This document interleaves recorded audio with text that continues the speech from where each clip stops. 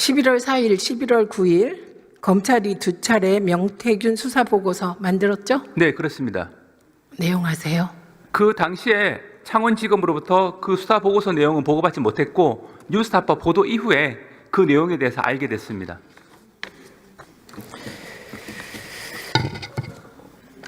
근데 왜 김건희 소환 안 합니까?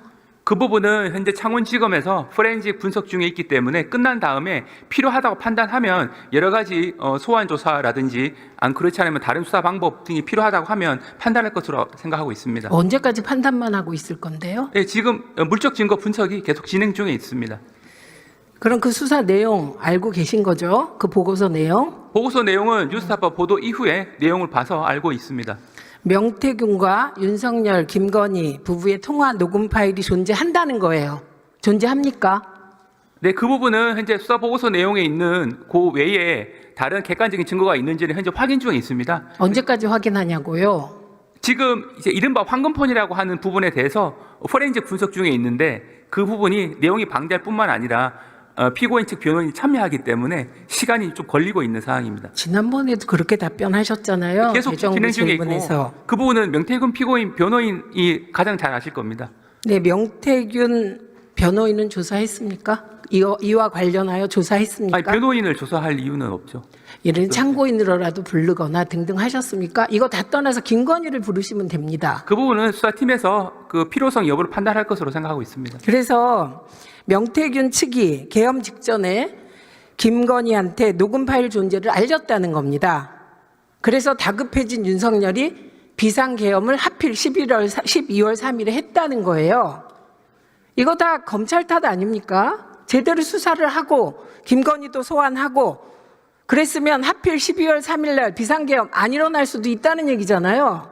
네, 지금 위원님께서 말씀하시는 부분은 비상계엄 선포와 이른바 그 명태균 피고인 측이 말하고 있는 황금폰의 존재와 인과관계가 있는 것이 아니라 말씀하시는데 공소장을 보시면 아시겠지만 이미 작년 3월 말 4월 초부터 대통령이 기본적으로 지금 비상대권을 가동할 부분에 대해서 검토하고 있다는 말이 나왔습니다. 그러면 그 시기만 놓고 보더라도 명태균이 주장하는 이른바 황금폰이 존재라는 것과 비상계엄 선포하고는 인과관계가 직접적인 것은 없는 것이 아닌가라고 생각할 수 있습니다. 잘 들으세요. 제가 황금폰 때문에 비상계엄 했다고 말하지 않고 12월 3일 날 한 것이 황금폰 때문 아니냐라고 물었어요. 여기 와서 그러시면 안 되죠. 잘 들으세요. 근데 어떻게 할 겁니까? 수사 좀 빨리 해주시겠습니까? 네, 계속 수사가 진행 중에 있습니다. 아주 속이 터져 죽겠습니다, 국민들이. 근데 그 사건은 현재 명태균 피고인 변호인이 계속 참여하는 상황에서 포렌식 중에 있기 때문에 사실 명태균 피고인 측이 가장 잘 알고 있습니다. 2개 보고서만으로도 김건희 소환 충분합니다.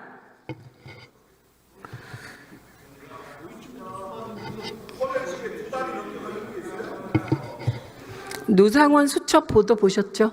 네네. 어떤 생각이 드십니까? 노상원 수첩은 기본적으로 증거로 확보가 돼서 재판 과정에서 그 내용의 의미 등에 대해서 사법적 판단이 곧 진행 중에 있는 그런 상황이. 아니, 본인 생각이 어떠신가 여쭙니다. 아니, 그 부분은 제가 이 자리에서 말씀드리는 건 한계가 있어서 재판 과정에서 그 의미에 대한 분석이 이루어질 것으로 생각하고 있습니다. 제한됩니까? 근데 그 부분은 어차피 제한됩니까? 네, 사법적 판단의 대상이 되는 부분이라 제가 말씀드리기는 조심스럽습니다. 문재인 전 대통령 등 500명을 수거한답니다. 왜 동의되십니까? 제가 이 부분에 대해서 동의 여부에 대해서 말씀드릴 건 아니고 이런 문구가 있다라고 하는 부분은 알고는 있는데 이 문구가 가진 의미에 대해서는 재판 과정에서 심리가 이루어질 것으로 예견되고 있습니다. 상식적으로 얘기하세요. 500명 수거하면 그게 말이 돼요?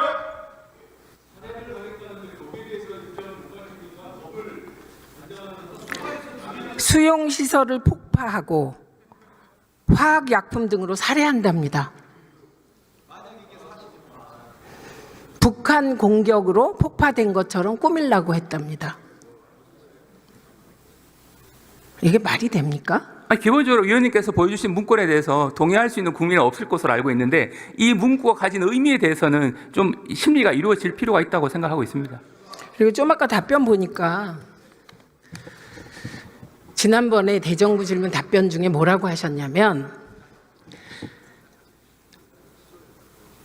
비상계엄을 할 건가 말 건가는 대통령이 최종 판단을 한다. 이렇게 답변하셨죠.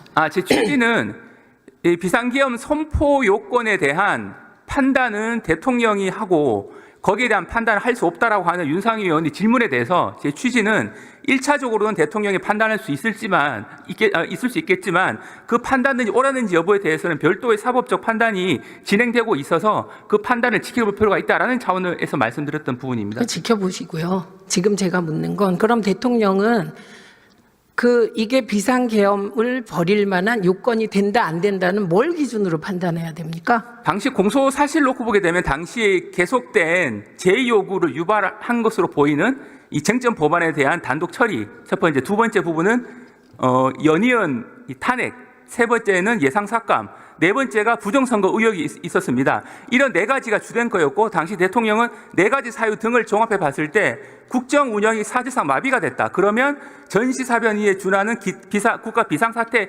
해당하는 것으로 본인은 판단했다. 이런 주장을 지금 하고 있거든요. 그 판단의 근거가 뭐냐고 물었습니다. 그 판단의 근거는 마음입니다. 대통령의 마음입니까 그게? 관련 수사 과정에서 그런 말을 한 것을 들은 사람들이 있기 때문에 진술을 종합해서 공소 사실이 작성이 된 것이고 그래서 대통령이 말한 부분을 비춰봤을 때는 그런 내용을 근거로 해서 국가 비상사태에 해당했다고 판단한 것이 아니냐. 그렇게 지금 1차적으로는 보이고 있는데 그 판단을 뭘 기준으로 하냐고 묻는다니까요. 그 대통령이 내가 하고 싶고 다 마음에 안 들고 국회가 반국가 세력이면 대통령이 판단하면 되냐고요. 뭐를 기준으로 판단해야 됩니까? 법치국가에서. 기본적으로 법치국가에서는 그 요건이 해당하는지 여부가 적절한지에 대한 사법적 판단이 필요한 부분이고 아니요. 그건 그 후고 헌법 제77조 그리고 네. 개헌법에 따라 판단해야 되죠. 네, 그렇습니다. 거기에 해당이 안 된다고 본다는 얘기를 이 의원이 하고 있습니다. 그러니까 대통령 대변하지 마세요. 제가 대변하는 것이 아니고 지금 대변하고 있습니다. 본인이 그렇게 생각을 해서 한 것이다라고 공소 사실에 기재가 되어 있습니다. 그 공소 사실에 기재된 내용을 말씀드렸던 거고 공소 사실에 의하더라도 그 부분에 대한 판단에 대해서는 이제 내란에 해당한다라고 수사팀은 봐서 기소가 된 것인데 본인은 지금 다투고 있는 부분이라 헌법재판과 형사재판에서 시시비비가 가려질 것으로 생각하고 있습니다. 그러니까 검찰이 내란에 해당된다 이렇게 보고 기소한 거 맞죠? 당연히 내란에 해당한다고 봤기 때문에 기소가 된 거 아니겠습니까? 근데 다만 거기에 대해서는 사법적 판단이 남아있다는 부분을 말씀드리고 사족이라고 하는 거예요, 그 말을. 네, 그다음. 그리고 국무회의가 있었습니까? 없었습니까? 계엄 전에? 제가 참여하진 않아서 거기에 대해서 아는 건 한계는 있는데 기본적으로 당시 그 회의의 실체에 대해서는 국무회의냐 안 그러면 말리기 위한 그 모임이었냐라는 부분을 놓고 여러 가지 이견이 있는 것으로 알고 있습니다. 그래서 아마 그 헌법재판 과정에서도 그 실체를 둘러싸가지고는 아마 곧 헌법재판소에서 그 부분에 대한 판단이 있을 것으로 생각하고 있습니다. 한덕수 전 대행은 국무회의였다고 했습니까? 아니라고 했습니까? 한덕수 총리 입장은 정상적인 국무회의는 아니었고 네. 말리기 위한 자리였다라는 입장이고 대통령은 국무회의다라고 해서 이제 관련되는 분들 사이에서 그 평가에 대한 판단에 차이가 있는 사항입니다. 최 대행은 국무회의 있었다고 합니까? 없었다고 합니까? 그 부분에 대해서는 이제 기본적으로 그 보는 시각에 따라 다를 수 있는 부분이라 아니 차관은 지금 대한민국의 대통령 대행이 누굽니까? 대통령 권한대행은 최상목. 네, 최상목 대행이 국무회의가 없었다고 하고 있잖아요. 네네. 그러면 차관은 그럼 그분이 국무총리이기도 해요. 네, 그러면 국무총리 지휘 안 받습니까? 근데 그 부분은 이 사건과 관련된 이 평가의 부분에 있어서는 그 권한 대행의 평가에 대해서 모든 사람들이 그 평가가 다 똑같은 생각이다라고 100% 단정을 못하는 부분이라 윤석열 내각에서 국무회의 있었다고 하는 사람 이름 얘기해 보세요. 그 부분에 현재 나타난 바로 의하면 국무회의 실체를 인정하는 분은 이상민 전 행안부 장관은 헌법재판 과정에서도 국무회의 실체가 있었다라고 말한 것으로 알고 있고 그 외에 한덕수 전 총리를 비롯한 일부 또 당시 참석했던 분들은 국무회의로서 실체를 인정할 수 없다라고 말한 것으로 알고 있는데 일부가 아니고 대다수. 네네네. 네, 그래서 국무회의가 없었다입니다.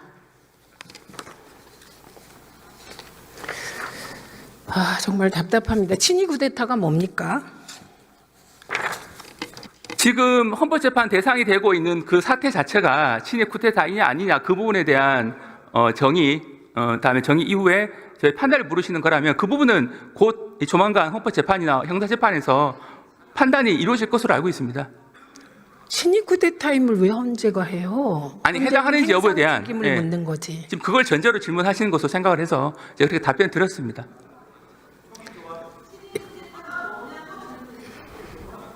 답변에 똑바로 질문하세요. 아니, 그 질문의 취지가 저는 그런 것을 이해를 했는데, 제 취지가 예. 아니고 친일 쿠데타가 뭡니까? 아니, 친일 쿠데타라고 하게 되면 결과적으로 권력을 가진 분들의 중심이 돼서 그 주위에 있는 그 세력들이 일으킨 일종의 그 반동이라고 할까요? 뭐 그런 유의 행동이라고 볼 수 무력을 있는. 동원하는 거예요. 근데 12월 3일 친일 쿠데타 맞네요. 윤석열이 대통령이었잖아요. 그거는 이제 평가의 문제니까요. 평가 제가 이 자리에서 아니에요. 규정, 개념 규정의 문제예요. 말 그렇게 베베 꽂지 마세요.